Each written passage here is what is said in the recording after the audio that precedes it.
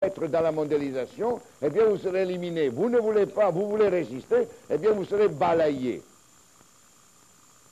Il n'y a que ceux qui ont montré d'être capables de s'adapter aux contraintes et aux impératifs de la mondialisation qui auront un futur. Mais alors, qu'est-ce que c'est? Encore, je ne vous ai pas répondu. Mais qu'est-ce qu'on entend par mondialisation? Qu'est-ce que c'est qui est résistible? Qu'est-ce que c'est qui est inévitable? Qu'est-ce que c'est à quoi nous devons nous adapter? Et voilà, ça commence, il sait tout déjà, lui.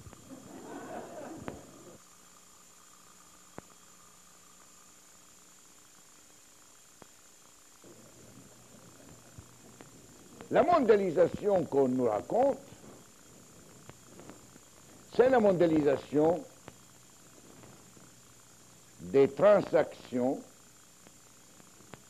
interindividuelles et des transactions des flux de marchandises, de biens, de capitaux. C'est la mondialisation des flux d'idées, des communications, des informations. C'est la mondialisation de tout cet ensemble de flux et de transactions qui, dans nos économies développées, notamment c'est la mondialisation de nos économies, de nos sociétés qui entretiennent ces flux, c'est la mondialisation du marché. Ce qu'on nous dit qui est la caractéristique fondamentale de la mondialisation, c'est la mondialisation des marchés. C'est le global market. Et on nous dit que le global market, c'est un résultat inévitable de l'histoire. On nous dit que la globalisation des marchés, c'est irréversible.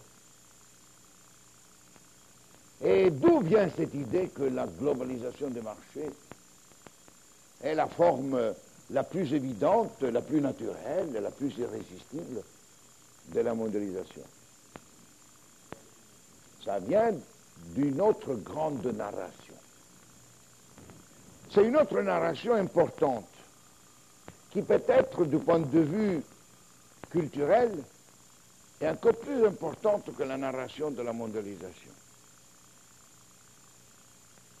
Et c'est la narration que nos sociétés auraient, depuis une cinquantaine d'années, été l'objet de grandes transformations à cause des révolutions scientifiques et technologiques. C'est la narration de la grande révolution scientifique et technologique de ces dernières décennies, notamment autour des avances dans la connaissance, dans les domaines des technologies d'information, de communication, de l'automatisation, et que ces technologies nouvelles de l'information, de la communication, les satellites, les computers, la télévision, les téléphones mobiles, les cellulaires, les transports, auraient fait éclater les réalités du temps, auraient fait éclater les réalités de l'espace, auraient réduit à rien l'espace, les distances, auraient fait éclater les frontières, auraient fait émerger un espace mondial, aurait fait créer que désormais tout est rapide, aurait fait accélérer le temps de l'histoire, aurait fait diminuer le temps de vie des choses, les durées de vie des biens, la durée de vie des services. Votre software ou logiciel désormais ne dure que 18 mois, votre computer c'est une quincaillerie qui ne dure que 2 ans, votre cravate n'a que 6 mois de durée de vie, vos voitures... Et donc cette grande narration que nous sommes depuis 50 ans bombardés par des avances dans les progrès des connaissances, que nous serions en permanente révolution scientifique et technologique, et que personne effectivement ne peut pas arrêter les progrès, et donc alors vous ne pouvez pas arrêter les nouvelles technologies, et comme vous ne pouvez pas arrêter la mondialisation, vous ne pouvez pas arrêter les technologies, et donc vous devez vous adapter aux nouvelles technologies, parce que ceux qui ne s'adaptent pas aux nouvelles technologies seront balayés, et on nous raconte que finalement, toutes ces grandes révolutions scientifiques et technologiques en ayant modifié les deux variables fondamentales, les deux paramètres fondamentaux de la vie humaine qui sont le temps et l'espace, en réduisant tout à l'instant et en réduisant tout en un seul espace qui devait être intégré, qui est l'espace mondial, eh bien, les nouvelles technologies auraient accéléré la disparition des économies nationales, des frontières des États, des marchés nationaux, des industries locales, et auraient donné naissance à cette mondialisation. Et alors aurait accéléré la mondialisation des flux, des mouvements d'idées, la rapidité des biens, les avions, l'arrosage des satellites et les communications. Et ça aurait fait, si vous voulez, les grands marchés mondiaux. C'est fort ça, parce que c'est, en bonne partie, c'est vrai. Et d'ailleurs, combien d'entre vous sont d'accord avec ça? Combien d'entre vous pensent qu'effectivement la technologie, les changements scientifiques, le progrès scientifique dans l'information et la communication, les réseaux mondiaux, les villages mondiaux, combien d'entre vous effectivement pensent que la mondialisation est le résultat du progrès scientifique et technologique?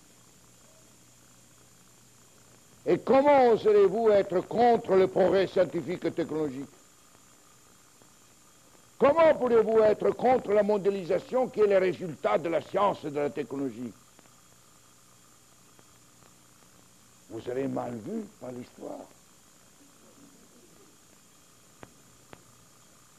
Osez penser que la mondialisation, résultat du progrès scientifique, du progrès technologique, qui aurait fait sauter les barrières qui d'abord divisaient les peuples, qui aurait fait sauter les frontières qui fragmentaient les marchés, l'économie, qui aurait fait sauter les différenciations en organisation politique locale, localiste, tribale. La grande narration de la mondialisation, c'est ça. La mondialisation, on nous dit, c'est le progrès. C'est le progrès des nouveaux savoirs. C'est le progrès des savoirs qui se baladent à Internet à la seconde. C'est le progrès de ces biens, de ces services, la carte de crédit mondialisée. Amex, Visa, Mastercard, your passport, everywhere, anytime, 24 hours, over 24 hours, in any place you want. Et alors, vous commencez à rigoler trop, hein. Il faut être sérieux, hein. Et alors, on nous raconte ça. Et alors, moi, mon invitation, c'est de réfléchir un peu là-dessus. Qu'est-ce qu'il y a de vrai dans tout ça?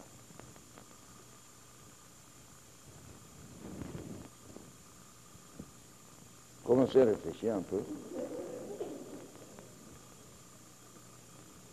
Est-ce que c'est vrai, finalement, que tout cela est dû, effectivement, au progrès de la science et de la technologie, aux satellites, les téléphones, les avions, les computers, à ce besoin d'espacer sans frontières, à ce besoin de s'organiser sur le plan mondial, etc.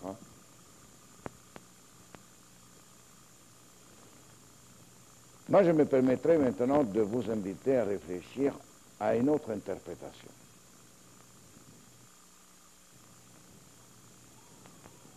Et je vous propose une autre narration. La narration, c'est que vers la fin des années 60, début 70, de 70, dans nos sociétés développées du monde occidental, Amérique du Nord, Europe occidentale, Japon, Sud-Est asiatique, on avait constaté que nos économies tombaient en crise, commençaient à tomber en crise,